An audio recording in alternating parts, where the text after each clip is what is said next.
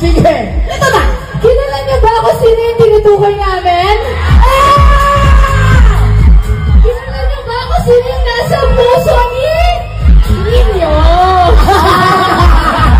Puso ninyo? Siyempre walang iba kundi ang ating mahal na si Tanggol! Yes! Lahat ba nanonood ng Batang Quiapo? Ang hindi manood, walang love life. And then, syempre, we all know the successful run of Batang Quiapo. Maraming salamat po sa inyong lahat, sa lahat ng sumusuporta. Free TV man yan o online, maraming salamat po. Mula po yan kay Coco, mahal na mahal po niya kayo.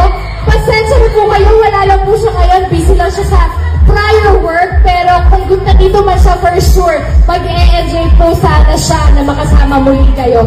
Pero syempre, may